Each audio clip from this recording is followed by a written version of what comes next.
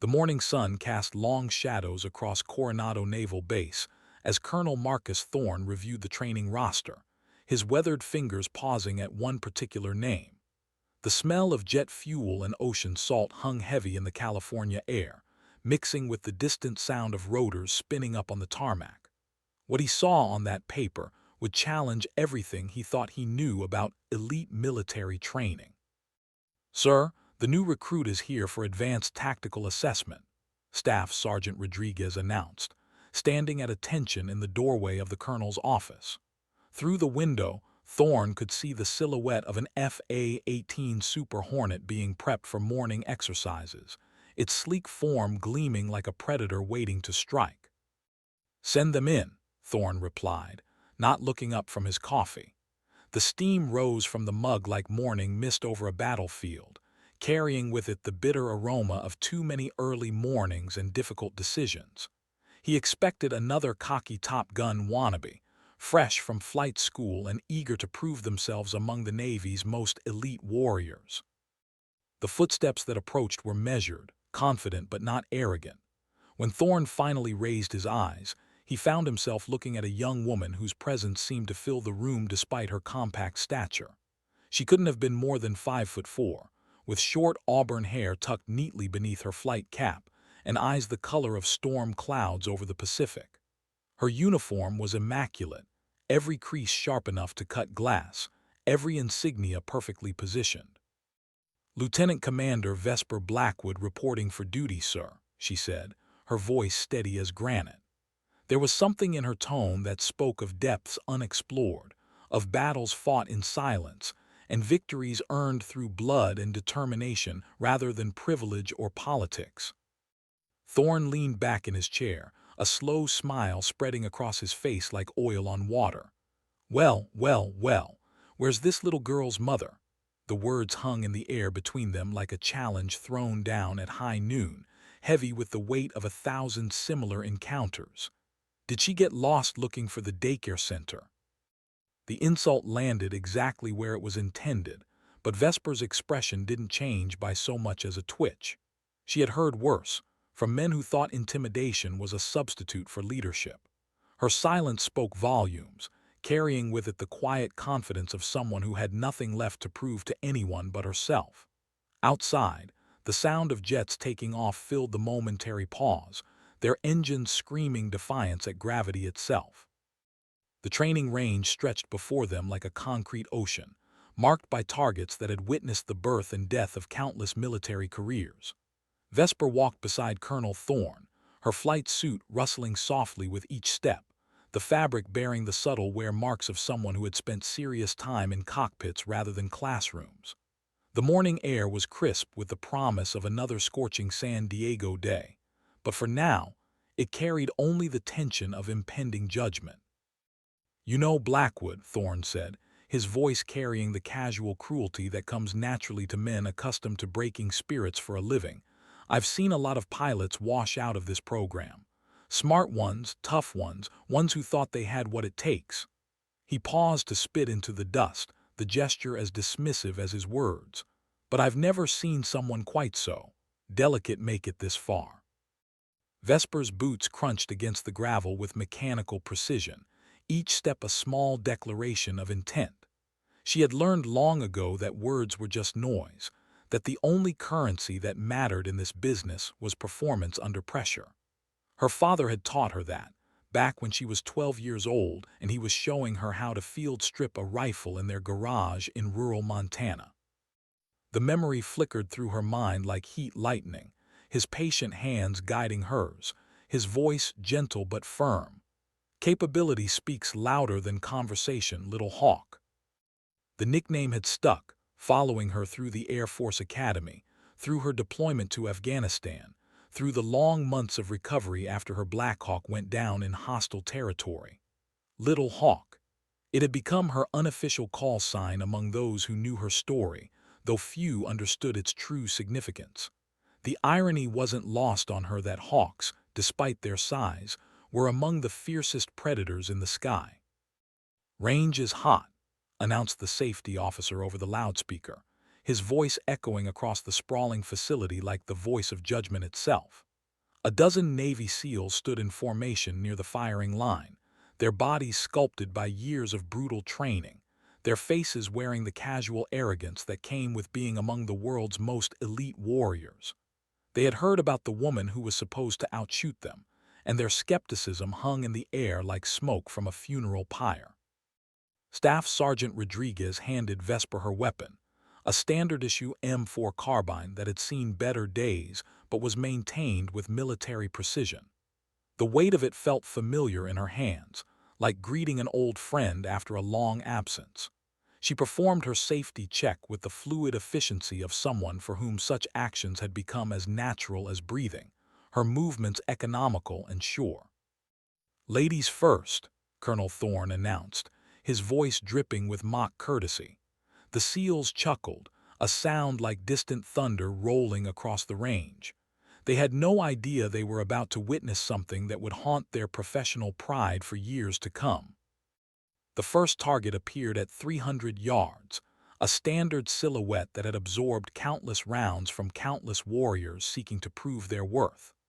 Vesper raised her rifle with deliberate slowness, her breathing settling into the rhythm she had learned in the mountains of Hindu Kush, where missing meant dying and dying meant failing the soldiers who depended on her to bring them home safely. The crack of her rifle cut through the morning air like lightning splitting an oak tree.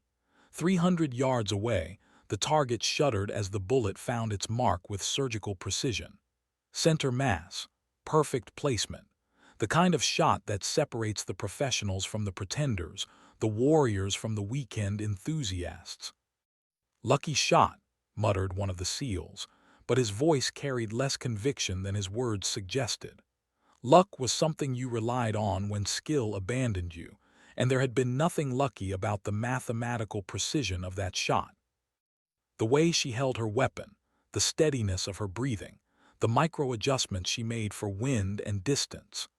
These were the hallmarks of someone who had learned marksmanship not in the controlled environment of a training facility, but in places where failure carried consequences measured in body bags and folded flags.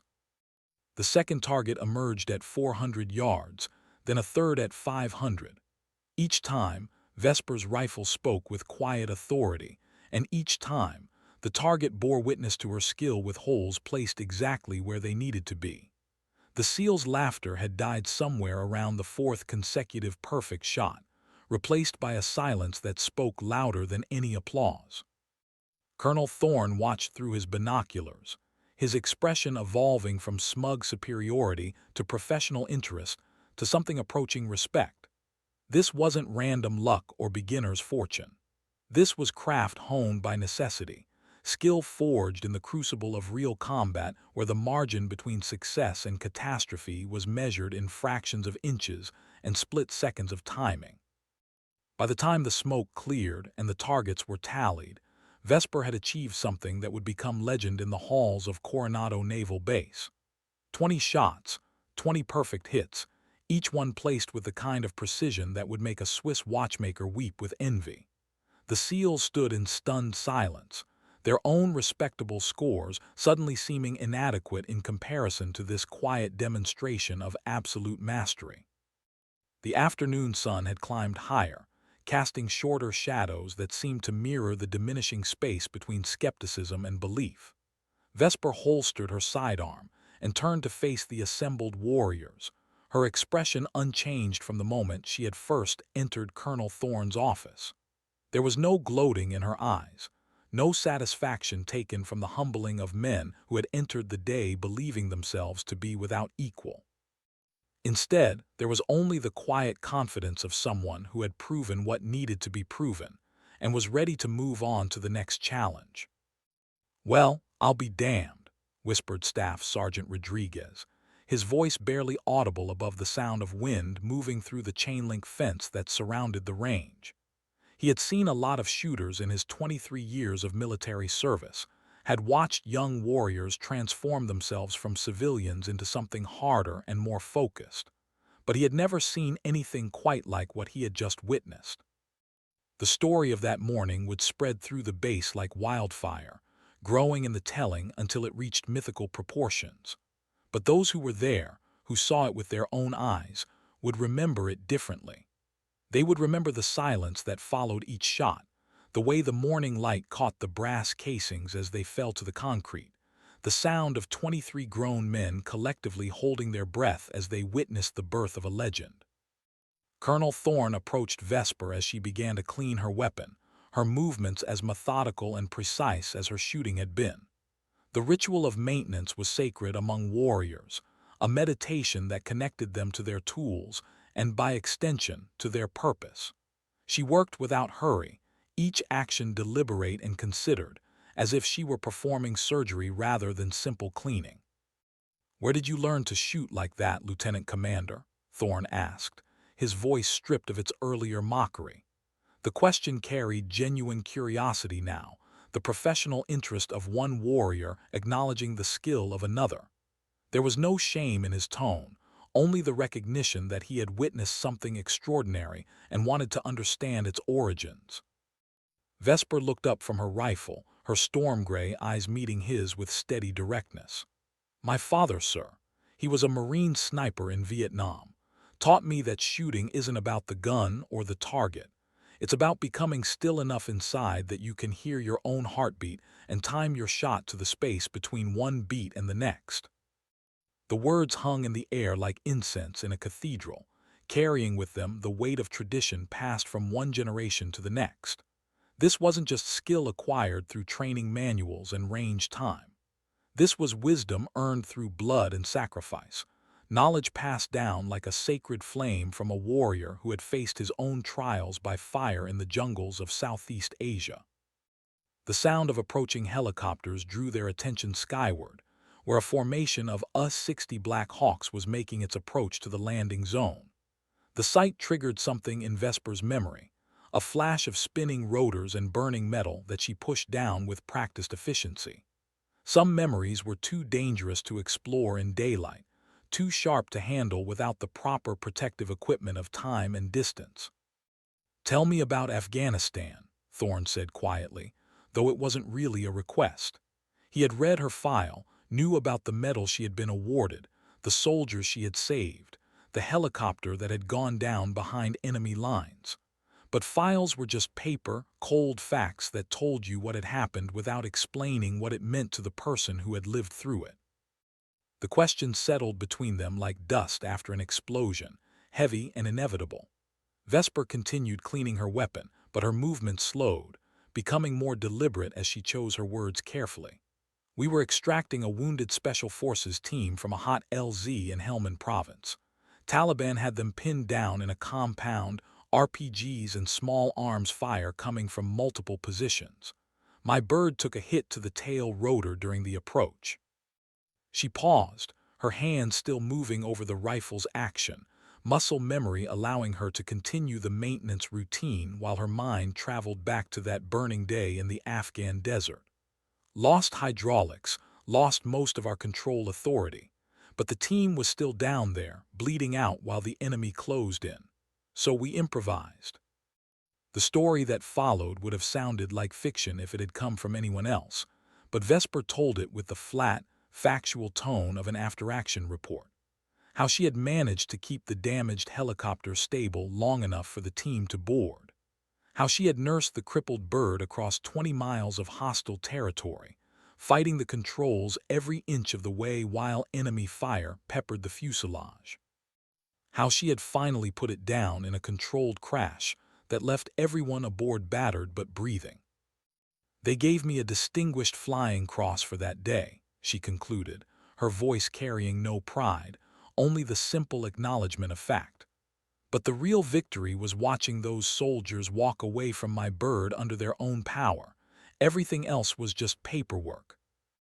The afternoon light was beginning to take on the golden quality that photographers prize and warriors have learned to associate with the end of another day survived. Around them, the base continued its relentless cycle of training and preparation, the sound of distant gunfire mixing with the roar of jet engines, as another generation of warriors honed their skills against an uncertain future. Colonel Thorne found himself reassessing everything he thought he knew about the young woman standing before him.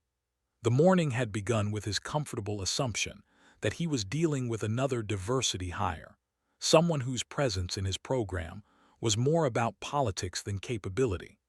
But the evidence of his own eyes had demolished that assumption as thoroughly as her rifle had demolished those targets. "There's something else," Vesper said, breaking the contemplative silence that had settled between them. "Something you should know before you make your decision about whether I belong here." She set down her cleaning rod and looked directly at him, her gray eyes steady and unwavering. "The night we got shot down in Afghanistan, I was 8 months pregnant." The words hit Colonel Thorne like a physical blow, rewriting everything he thought he understood about courage and sacrifice. The image of a pregnant pilot wrestling a damaged helicopter across hostile territory, while under enemy fire, was almost too much to process. It spoke to a level of determination and maternal ferocity that transcended normal concepts of military heroism. "The crash killed the baby," Vesper continued, her voice remaining steady despite the magnitude of what she was sharing. "Internal injuries, complications. The doctors said I was lucky to survive myself. But I don't think much about luck anymore, sir. I think about purpose. About making sure that every skill I've acquired, every lesson I've learned, gets used to bring other people's children home safely." The silence that followed was profound, filled with the weight of understanding and respect. Colonel Thorne had commanded warriors for over 2 decades, had seen courage in countless forms, but he had never encountered anything quite like the quiet strength that radiated from this small woman who had turned tragedy into purpose and loss into fierce dedication. "What do you want from this program, Lieutenant Commander?" he asked finally, his voice carrying none of its earlier skepticism. This was no longer a conversation between a superior officer testing a subordinate's worthiness. This had become a dialogue between two professionals, each recognizing something essential in the other. Vesper shouldered her rifle with practiced ease, the weapon now clean and ready for whatever challenges lay ahead. "I want to be the best pilot I can be, sir. Not the best female pilot, not the best pilot despite my size or my losses or any other qualifier. Just the best, because somewhere out there, there are soldiers who are going to need someone to bring them home, and when that day comes, I want to be ready." The words carried the ring of absolute truth, spoken without drama or artifice. This wasn't about breaking barriers or making political statements. This was about a warrior's fundamental commitment to excellence in service of others, the most ancient and honorable motivation known to the profession of arms. As they walked back toward the base headquarters, Colonel Thorne found himself thinking about the stories that would emerge from this day. Some would focus on the shooting exhibition, the way a small woman had outperformed elite special operations warriors with such casual precision that it seemed almost supernatural. Others would emphasize the larger questions about assumptions and prejudices, about the danger of judging capability by appearance. But the story that would matter most, the one that would be whispered in ready rooms and barracks for years to come, would be about something far more fundamental. It would be about a warrior who had faced the worst that war could offer and had chosen to transform that pain into purpose, that loss into an unwavering commitment to protect others. It would be about the moment when a group of elite warriors learned that heroism comes in many forms and that the fiercest predators often hunt in silence. The setting sun painted the sky in shades of orange and gold, colors that had witnessed the rise and fall of empires, the birth and death of countless warriors. Somewhere in that vast tapestry of light and shadow, Vesper Blackwood had found her place, not as an exception or an anomaly, but as what she had always been. A warrior, pure and simple, ready to face whatever challenges the dawn might bring. The legend of Little Hawk had taken flight, and the sky would never be the same. The weeks that followed that legendary shooting demonstration transformed Vesper from curiosity to cornerstone of the advanced tactical program. Her presence in the morning formation had become as natural as the California sunrise, her quiet competence earning the kind of respect that could never be demanded, only earned through consistent excellence under pressure. The nicknames had evolved too. What had begun as Little Hawk, whispered with grudging admiration, had become Phantom, spoken with something approaching reverence. The tactical flight simulator hummed with electronic precision as Vesper worked through her 15th consecutive air-to-air combat scenario of the morning. Sweat beaded on her forehead, despite the controlled environment, not from physical exertion, but from the intense mental focus required to process multiple threats while maintaining aircraft control at the edge of human and mechanical limitations. The simulator's screens showed a hostile environment that would have challenged even veteran combat pilots, but her responses had become increasingly intuitive, almost supernatural in their precision. "Bandit, 2 o'clock high, diving fast," announced the synthetic voice of the electronic warfare officer, another layer of complexity added to an already overwhelming tactical picture. Through her headset, Vesper could hear the controlled chaos of radio communications that marked real combat operations, multiple voices coordinating movements and sharing intelligence in the compressed time-space of aerial warfare, where split-second decisions carried life-or-death consequences. Her response was immediate and decisive. "Roger, EWO, Phantom engaging." The stick moved in her hands like an extension of her nervous system, the simulated FA-18 responding to her commands with the fluid grace of a predator acknowledging its hunting partner. Banking hard left, she positioned herself for a shot that existed only in the narrow window between her opponent's attack vector and her own aircraft's structural limitations. In the observation booth above the simulator floor, Colonel Thorne watched with growing amazement as Vesper consistently achieved what the program's designers had intended to be impossible. The scenarios were specifically crafted to overwhelm pilots, to push them beyond their comfort zones, and force them to experience failure in a controlled environment where the only casualties were pride and confidence. But Vesper seemed to inhabit some rarefied space where ordinary limitations simply didn't apply. "Lock acquired," she announced, her voice carrying the flat professionalism that came from treating simulated death with the same seriousness as the real thing. The targeting computer confirmed what her instincts had already processed: perfect firing solution. Enemy aircraft caught in that vulnerable moment between aggressive maneuver and defensive reaction, where physics became judge and jury. "Fox 2, came her call as she released the simulated missile, using the brevity code that translated the complex act of aerial warfare into language that could cut through radio static and battlefield confusion. The electronic weapon system tracked the virtual missile's flight path with mathematical precision, confirming what everyone in the observation booth already knew: another perfect kill, achieved through a combination of tactical awareness and flying skill that bordered on artistic expression. Staff Sergeant Rodriguez leaned over to whisper to Colonel Thorne, his voice carrying a mixture of professional admiration and barely concealed awe. "Sir, she's running through these scenarios like she's reading their code.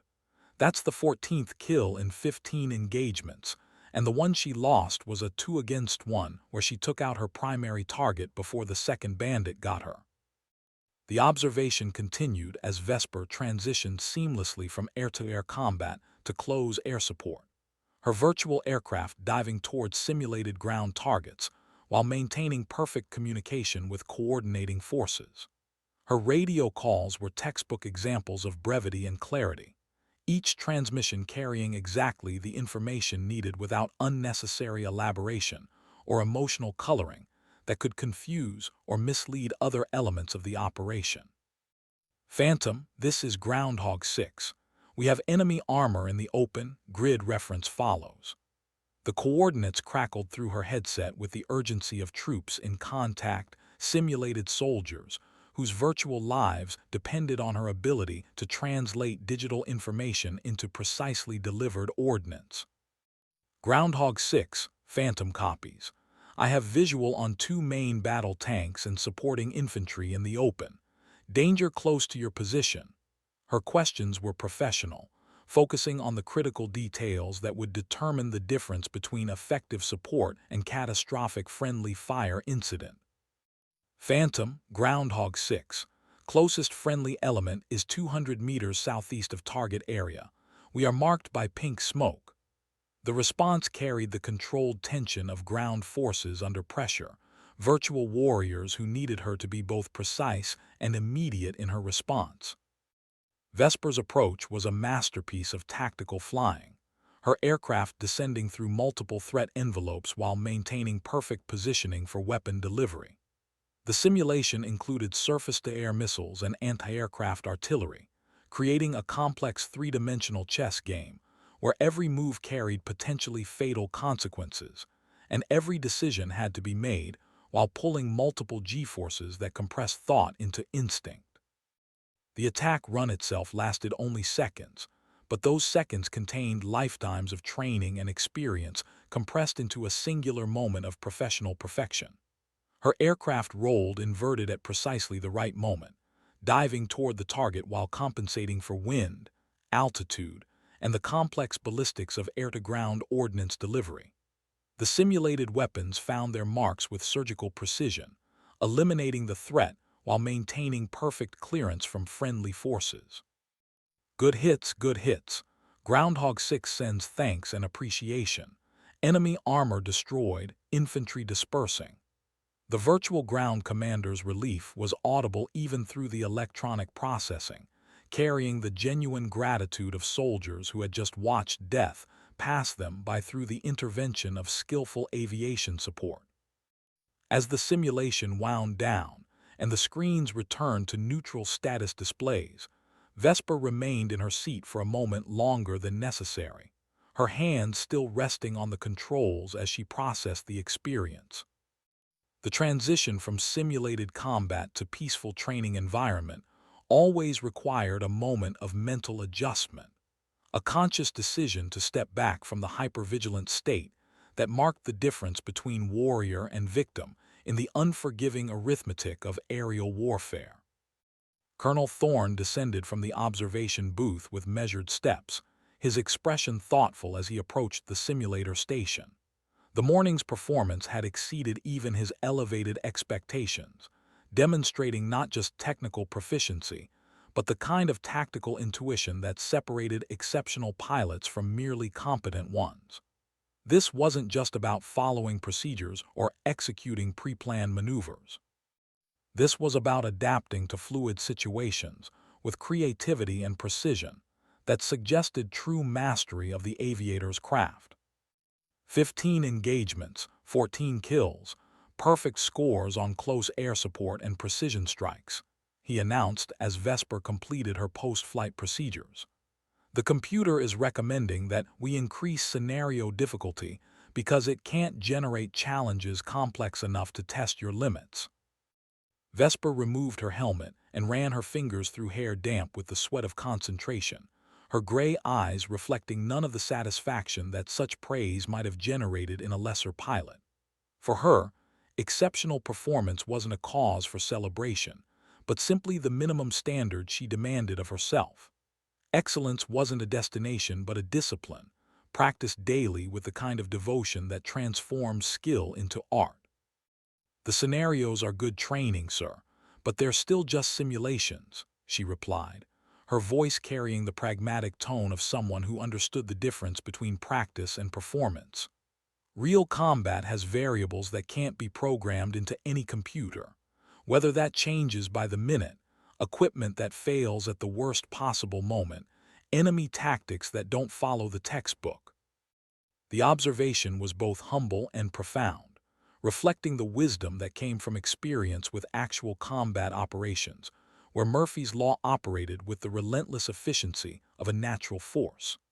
Vesper had learned in the mountains of Afghanistan that no plan survives contact with the enemy unchanged, that the difference between victory and catastrophe often came down to improvisation guided by training so thorough that it had become instinctive. "Tell me about your emergency procedures training," Colonel Thorne requested, settling into the instructor's chair beside the simulator station. This conversation had moved beyond evaluation and into the realm of professional education, one experienced pilot learning from another whose perspective had been shaped by circumstances that no training program could fully replicate. Vesper's response revealed depths of preparation that went far beyond standard military requirements.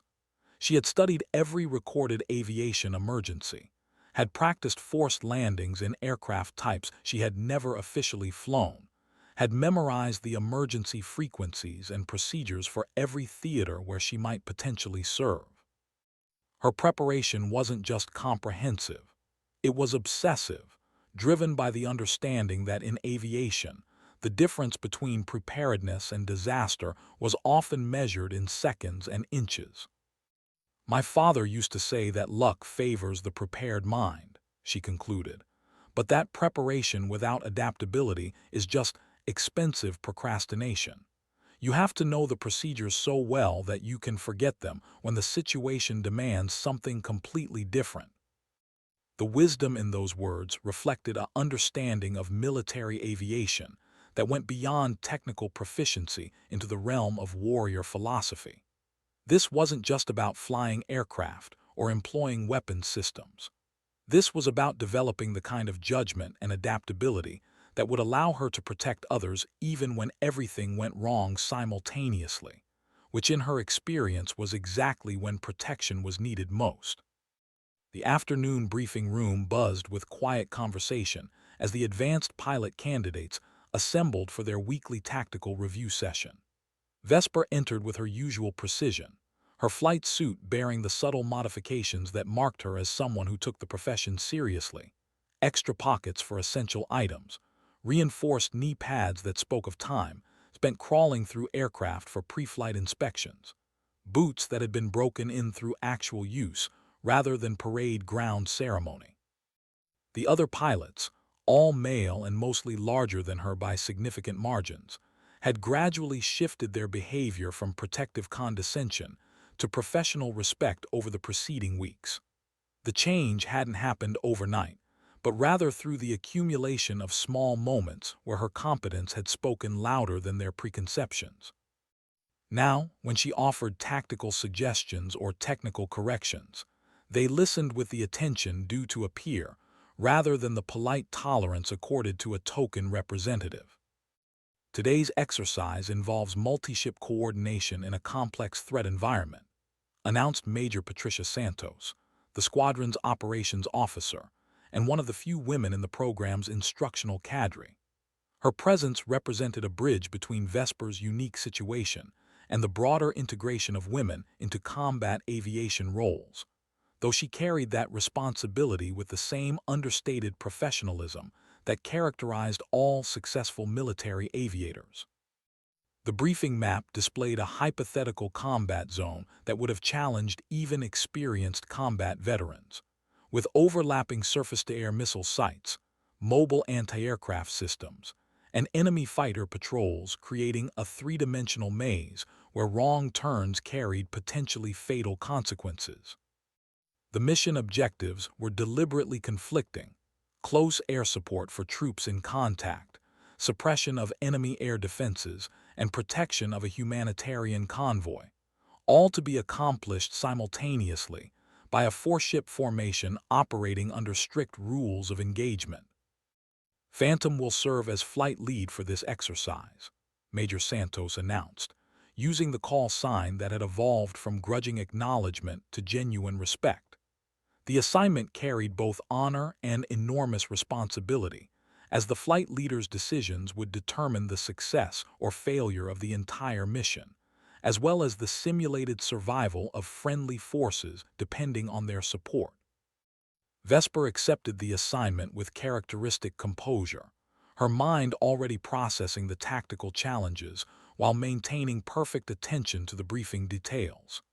Leadership in aviation wasn't about rank or seniority, but about competence under pressure, the ability to make life-and-death decisions while flying at the edge of human and mechanical capability. The fact that her wingmen would trust her with their simulated lives represented the highest form of professional validation available in military aviation.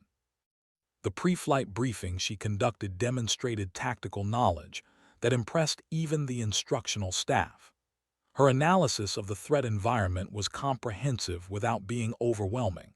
Her coordination procedures were clear without being simplistic, and her contingency planning revealed the kind of thorough preparation that separated professional aviators from expensive statistics. Most importantly, her leadership style encouraged input from her wingmen while maintaining clear lines of authority and responsibility. "Remember that we're not trying to win every engagement," she concluded, her gray eyes meeting each of her wingmen's gaze in turn. "We're trying to accomplish the mission while bringing everyone home safely. Sometimes that means taking calculated risks, and sometimes that means knowing when to disengage and try a different approach. Trust your training, trust your aircraft, and trust each other." The words carried the authority of someone who had learned leadership not through classroom instruction, but through real-world responsibility for other people's lives. In Afghanistan, her decisions had carried consequences measured in blood and loss, and that experience had taught her that true leadership meant accepting responsibility for outcomes, while empowering others to contribute their best efforts to achieving shared objectives. As the flight made their way to the simulator complex, Vesper felt the familiar weight of command settling over her shoulders like an old jacket. Leadership in combat aviation was both burden and privilege, requiring the kind of split-second decision-making that could save lives or end them, often based on incomplete information processed under extreme stress, while flying at speeds that compressed time into narrow windows of opportunity and consequence. The mission that followed would become another chapter in the growing legend of Phantom, a textbook example of tactical aviation leadership that would be studied and referenced for years to come. But for Vesper, it was simply another day at the office, another opportunity to demonstrate that competence knew no gender boundaries, and that heroism came in many forms, all of them requiring the same fundamental commitment to excellence in service of others. The simulation began with a complexity that would have overwhelmed lesser pilots, but under Vesper's leadership, the four-ship formation moved through the threat environment with the fluid precision of a school of fish navigating a coral reef. Each pilot knew their role, understood their responsibilities, and executed their assigned tasks with the kind of coordinated excellence that transformed individual competence into something approaching tactical artistry. When the exercise concluded and the debrief began, the silence in the room carried more weight than any applause could have provided. They had all witnessed something special, a demonstration of leadership and tactical acumen that transcended gender, rank, or any other superficial distinction. They had seen a warrior at work, and the sky would never look quite the same to any of them again. The mountain air above the Nevada test and training range cut through the cockpit canopy like liquid crystal, so clear and thin that Vesper could see geological formations 50 miles away with startling clarity. Her FA-18 Super Hornet, callsign Phantom 1, rode the thermals with mechanical precision, while she scanned the empty sky for threats that existed only in the exercise parameters, but carried the weight of real-world consequences. This was Red Flag, the Air Force's premier combat training exercise, where the best pilots from around the world came to test their skills against the most realistic combat scenarios that peacetime training could provide. Phantom flight, this is magic. Picture clear, no contacts at this time.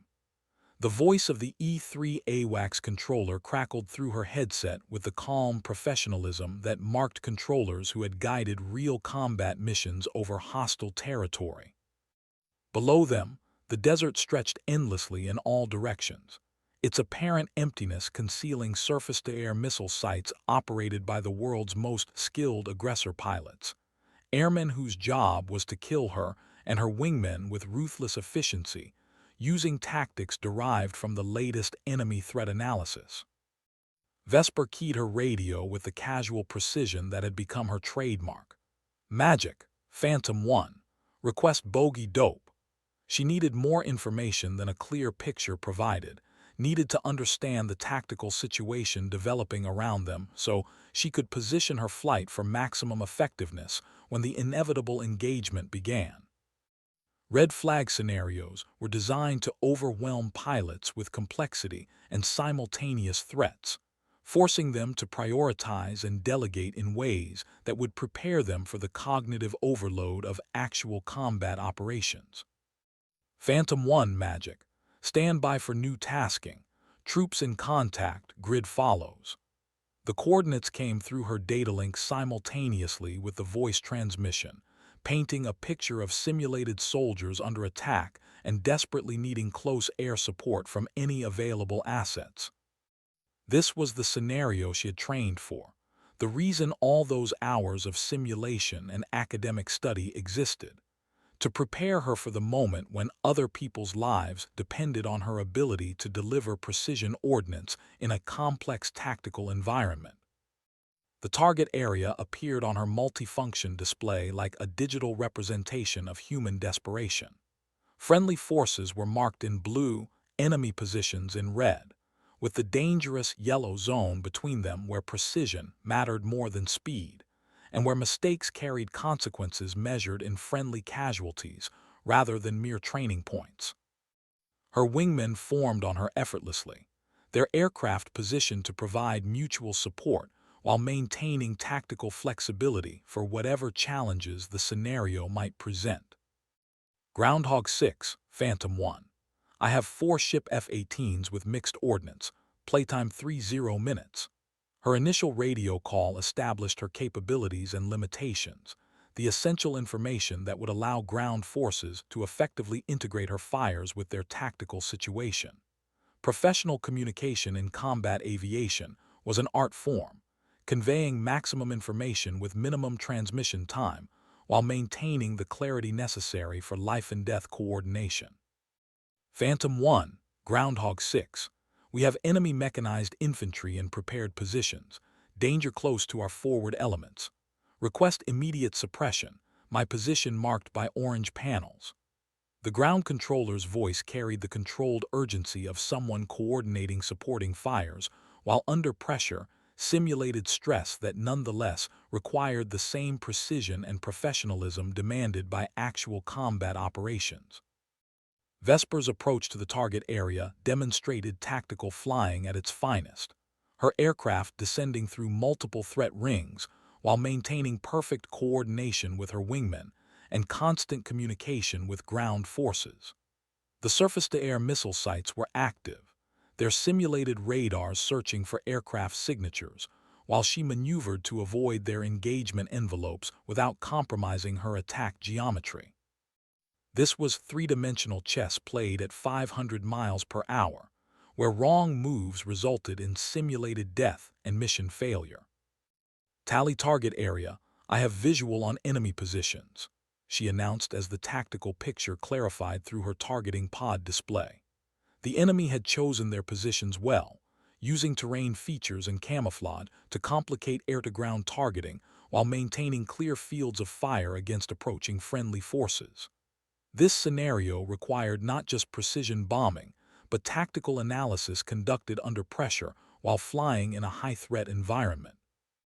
Her attack run was a masterpiece of controlled aggression, the aircraft diving toward the target while she processed multiple data streams simultaneously. Threat warnings, targeting information, weapon status, and coordination with both her wingmen and ground forces. The precision-guided munition released at exactly the right moment, its trajectory calculated to achieve maximum effect on target while maintaining absolute clearance from friendly positions. Good hits, enemy positions neutralized, infantry breaking contact. The relief in Groundhog 6's voice was audible.